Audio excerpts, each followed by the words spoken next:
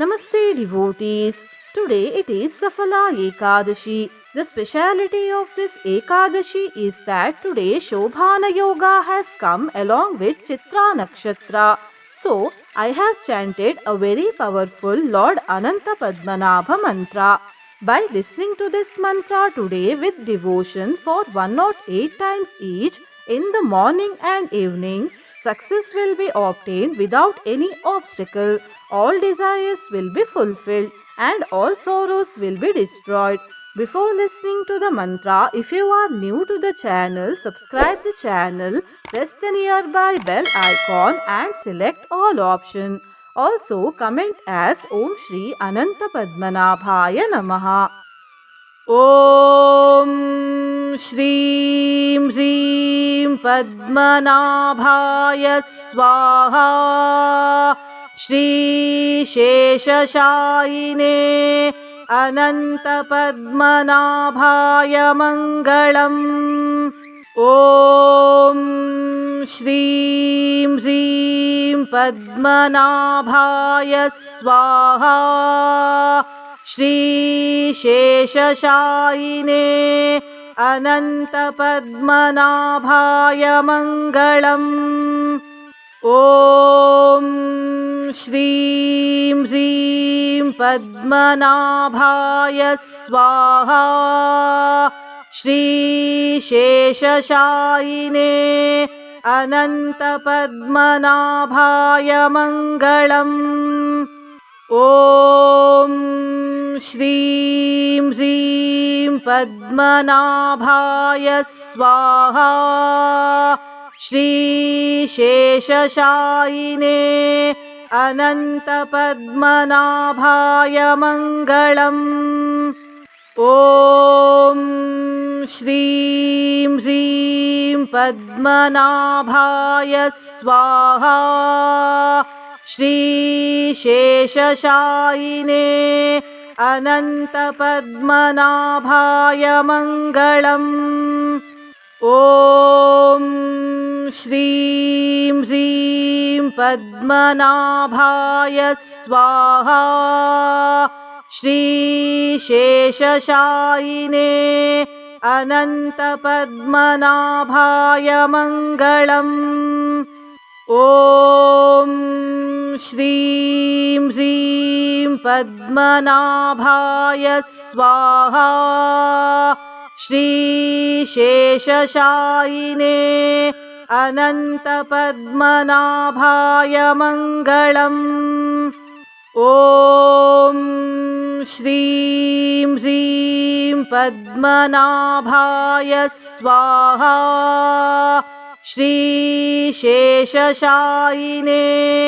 अनन्तपद्मनाभाय मङ्गलम् ॐ श्रीं ह्रीं पद्मनाभाय स्वाहा श्रीशेषशायिने अनन्तपद्मनाभाय मङ्गलम् ॐ श्रीं ह्रीं पद्मनाभाय स्वाहा श्रीशेषशायिने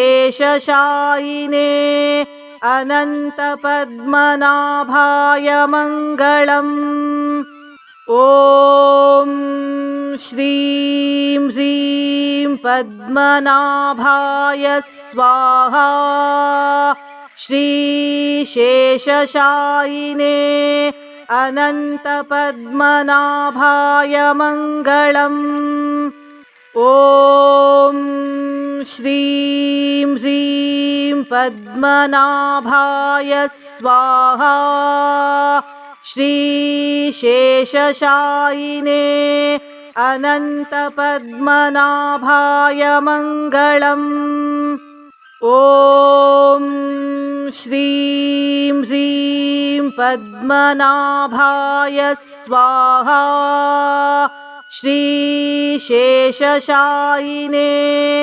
अनन्तपद्मनाभाय मङ्गलम् ॐ श्रीं ह्रीं पद्मनाभाय स्वाहा श्रीशेषशायिने अनन्तपद्मनाभाय मङ्गलम्।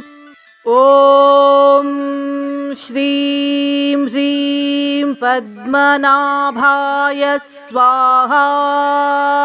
श्रीशेषशायिने अनन्तपद्मनाभाय मङ्गलम्। ॐ श्रीं ह्रीं पद्मनाभाय स्वाहा। श्रीशेषशायिने अनन्तपद्मनाभाय मङ्गलम्। ॐ श्रीं ह्रीं पद्मनाभाय स्वाहा। श्रीशेषशायिने अनन्तपद्मनाभाय मङ्गलम्। ॐ श्रीं ह्रीं पद्मनाभाय स्वाहा। श्रीशेषशायिने अनन्तपद्मनाभाय मङ्गलम्।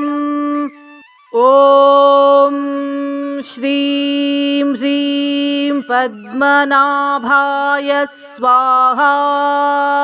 श्रीशेषशायिने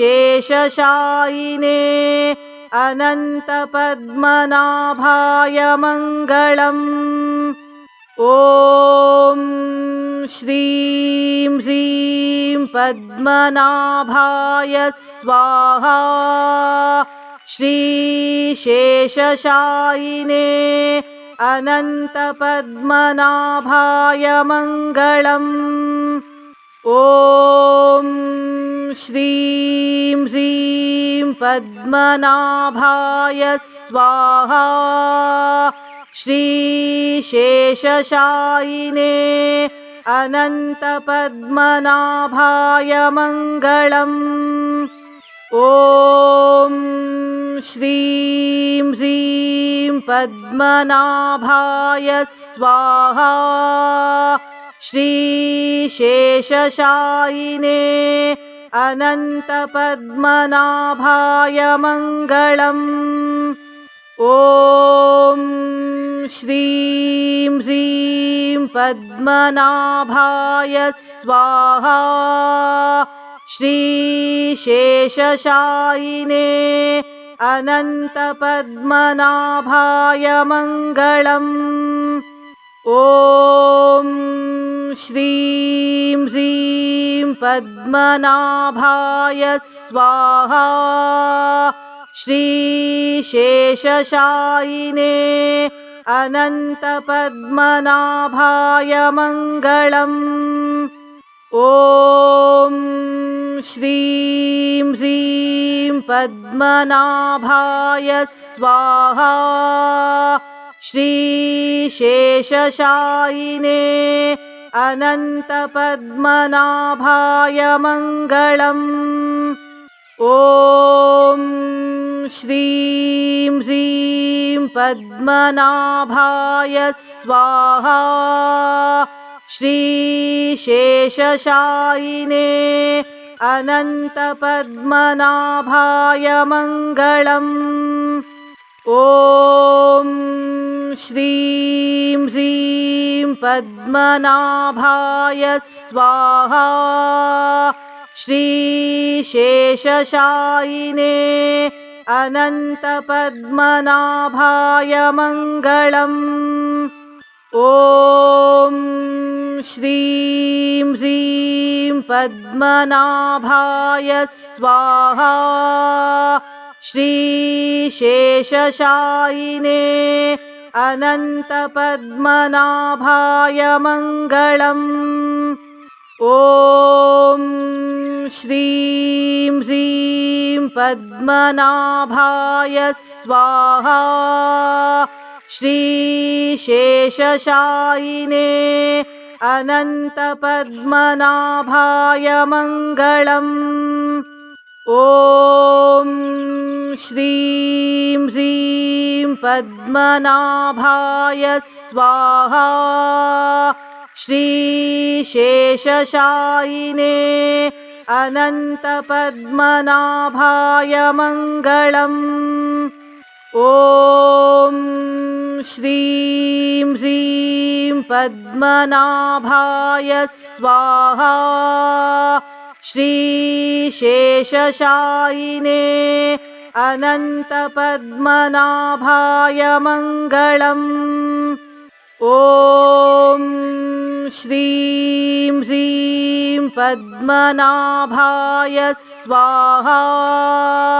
श्रीशेषशायिने अनन्तपद्मनाभाय मङ्गलम्। ॐ श्रीं ह्रीं पद्मनाभाय स्वाहा। श्रीशेषशायिने अनन्तपद्मनाभाय मङ्गलम्। ॐ श्रीं ह्रीं पद्मनाभाय स्वाहा। श्रीशेषशायिने अनन्तपद्मनाभाय मङ्गलम्। ॐ श्रीं ह्रीं पद्मनाभाय स्वाहा। श्रीशेषशायिने अनन्तपद्मनाभाय मङ्गलम्। ॐ श्रीं ह्रीं पद्मनाभाय स्वाहा। श्रीशेषशायिने अनन्तपद्मनाभाय मङ्गलम्। ॐ श्रीं ह्रीं पद्मनाभाय स्वाहा।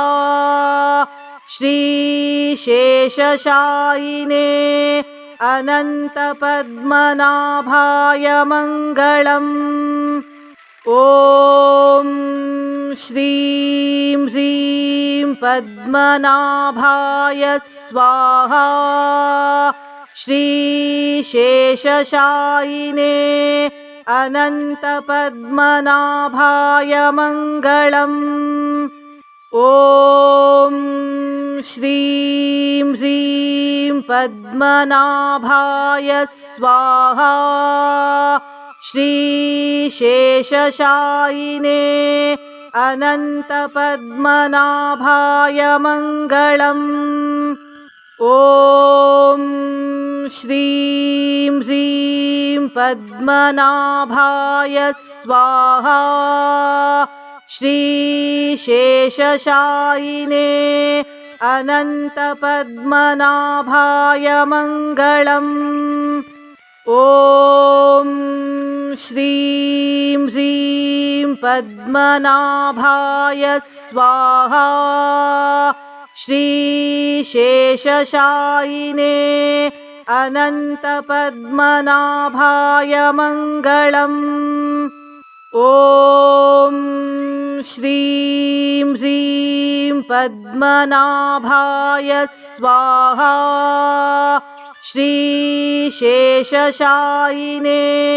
अनन्तपद्मनाभाय मङ्गलम्।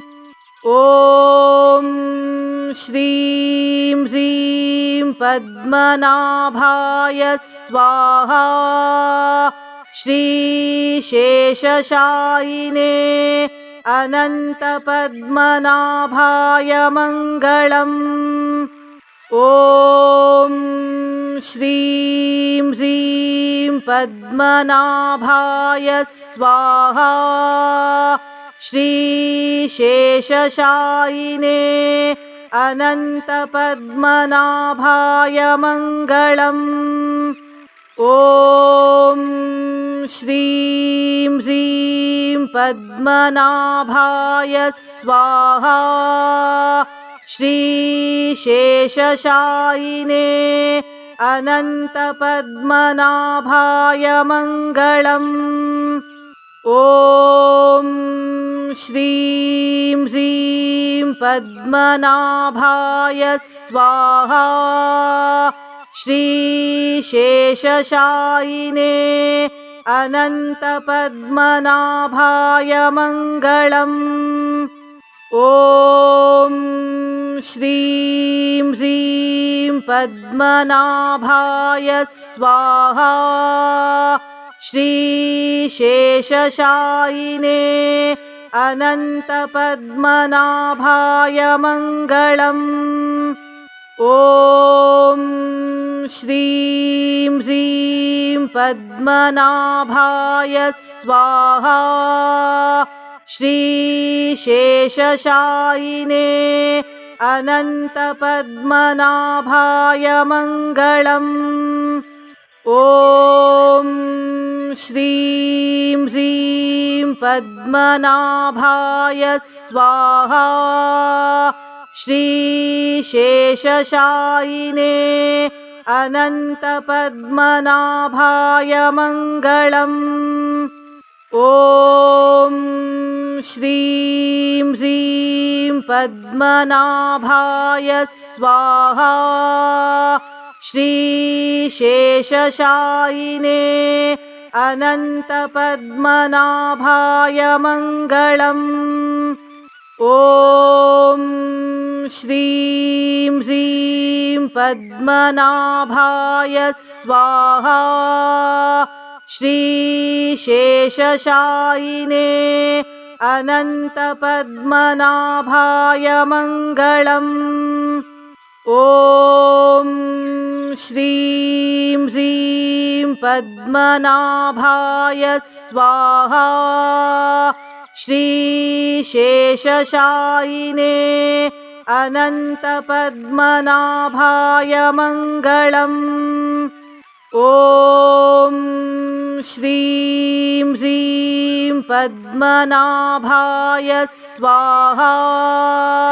श्रीशेषशायिने अनन्तपद्मनाभाय मङ्गलम्।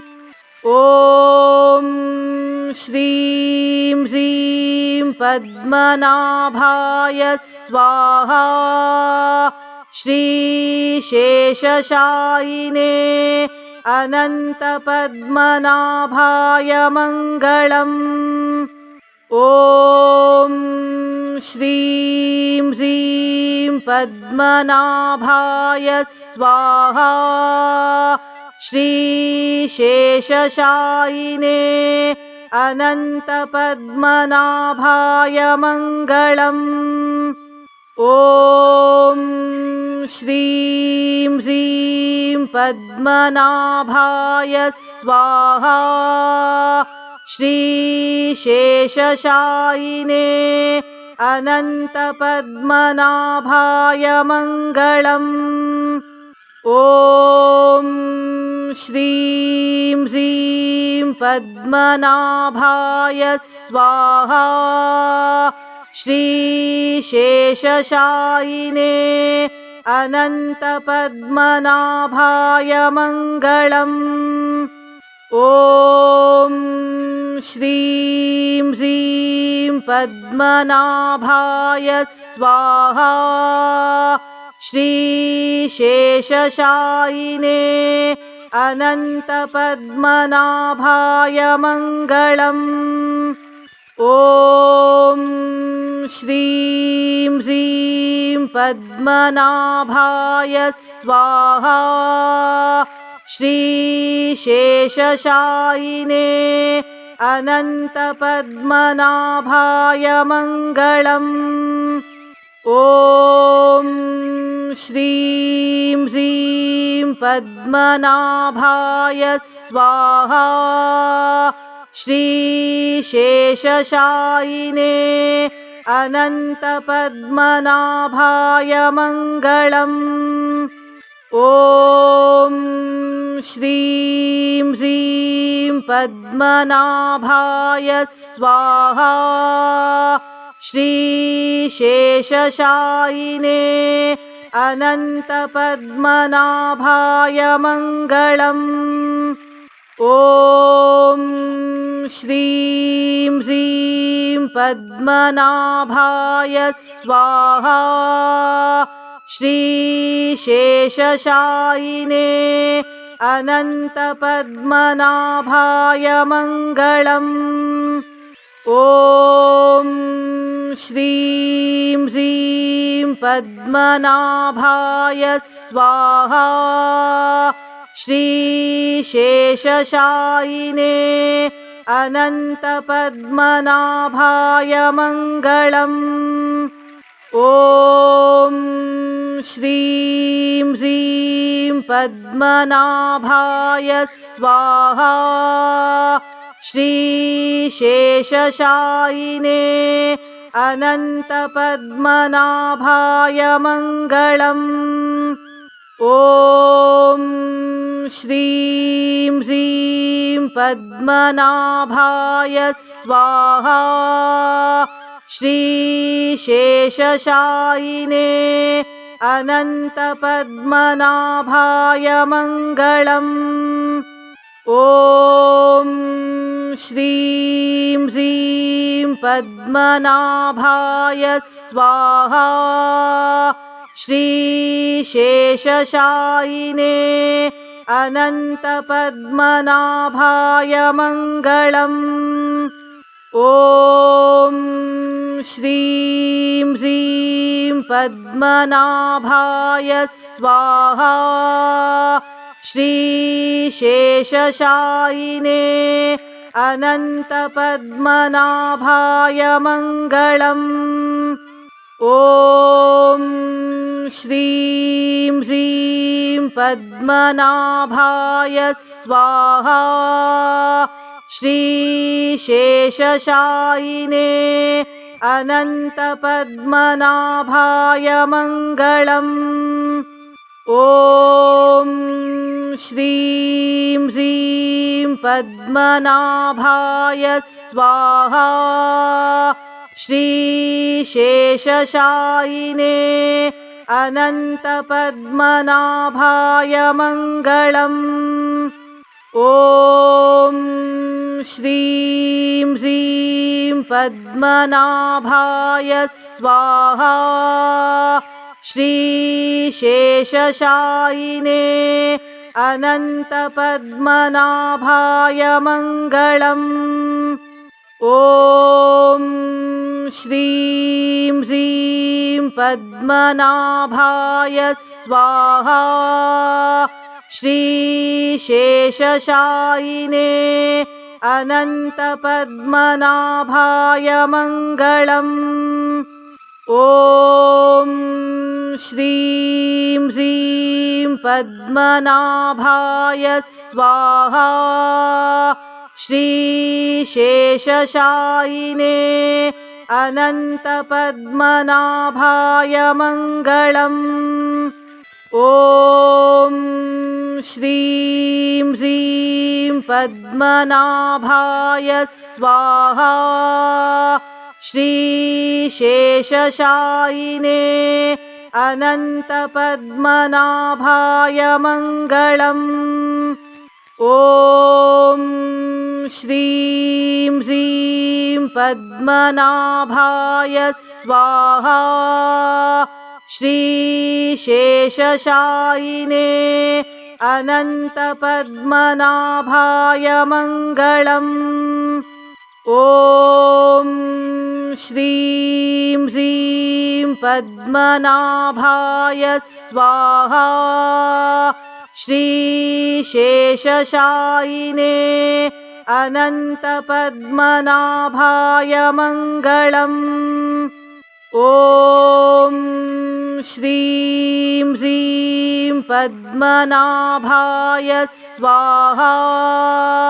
श्रीशेषशायिने अनन्तपद्मनाभाय मङ्गलम्। ॐ श्रीं ह्रीं पद्मनाभाय स्वाहा। श्रीशेषशायिने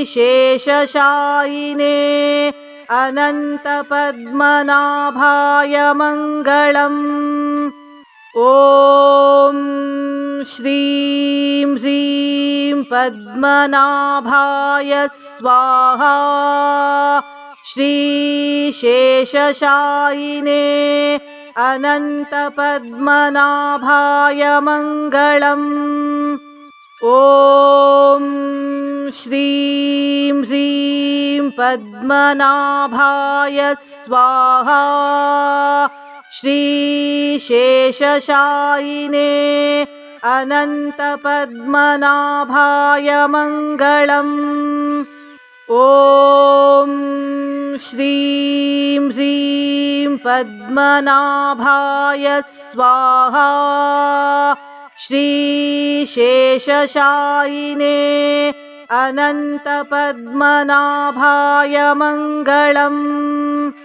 ॐ श्रीं ह्रीं पद्मनाभाय स्वाहा। श्रीशेषशायिने अनन्तपद्मनाभाय मङ्गलम्। ॐ श्रीं ह्रीं पद्मनाभाय स्वाहा। श्रीशेषशायिने अनन्तपद्मनाभाय मङ्गलम्। ॐ श्रीं ह्रीं पद्मनाभाय स्वाहा। श्रीशेषशायिने अनन्तपद्मनाभाय मङ्गलम्। ॐ श्रीं ह्रीं पद्मनाभाय स्वाहा। श्रीशेषशायिने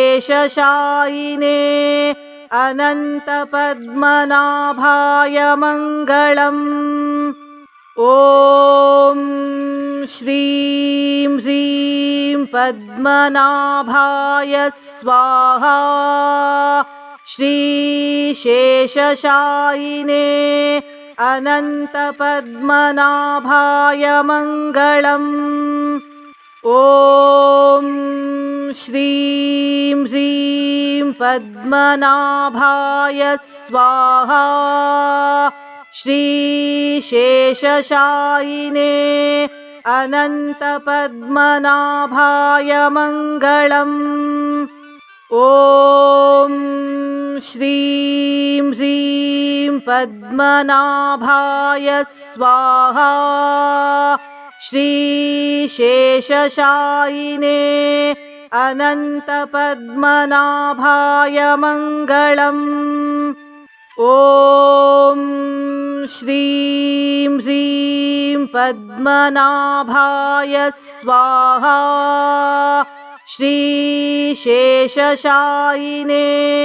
अनन्तपद्मनाभाय मङ्गलम्। ॐ श्रीं ह्रीं पद्मनाभाय स्वाहा। श्रीशेषशायिने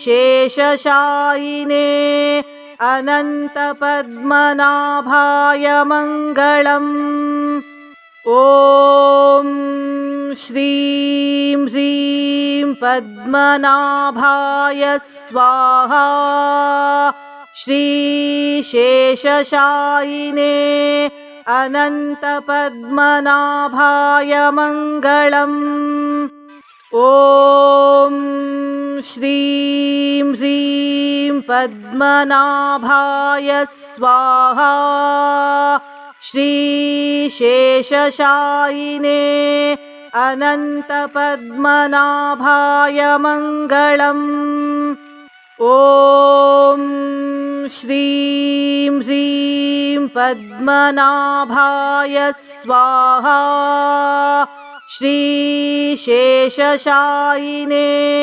अनन्तपद्मनाभाय मङ्गलम्। ॐ श्रीं ह्रीं पद्मनाभाय स्वाहा। श्रीशेषशायिने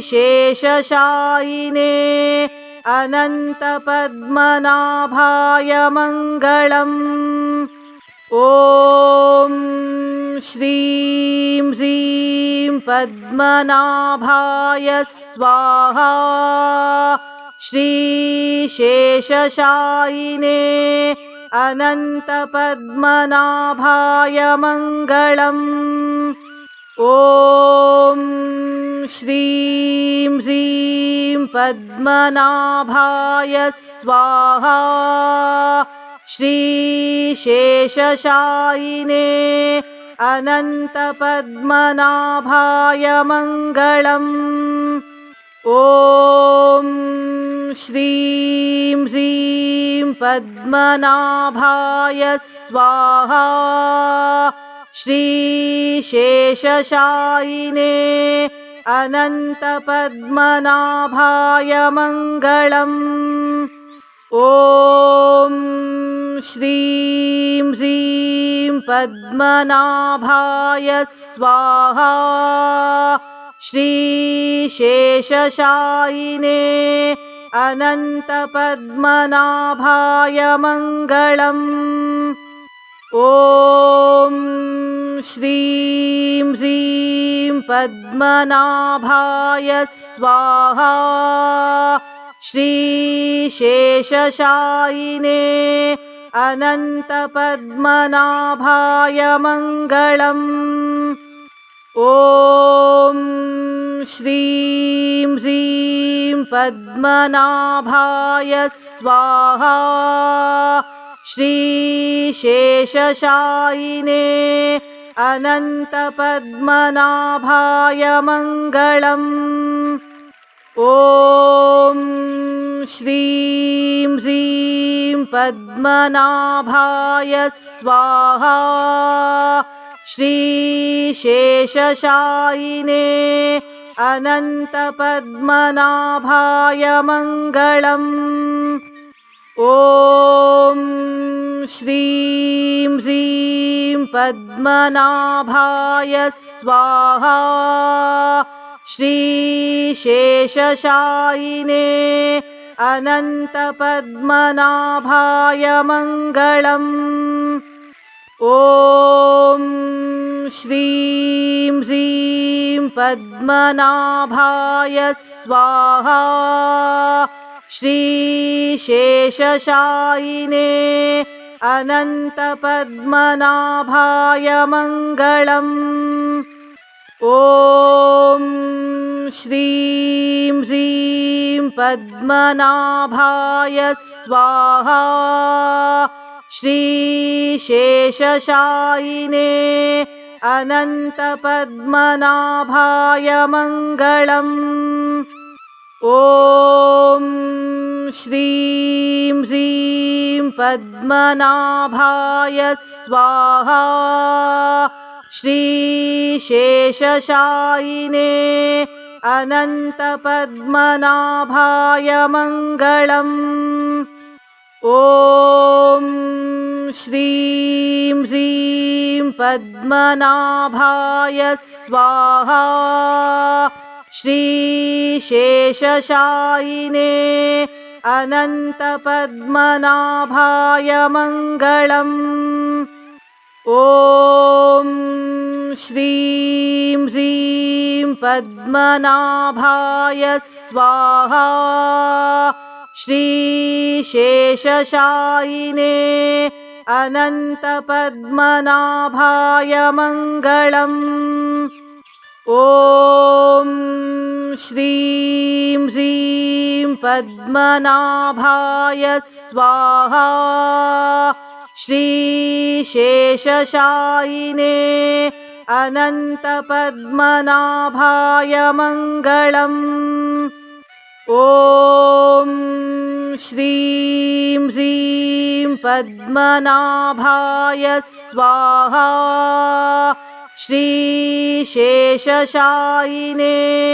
अनन्तपद्मनाभाय मङ्गलम्।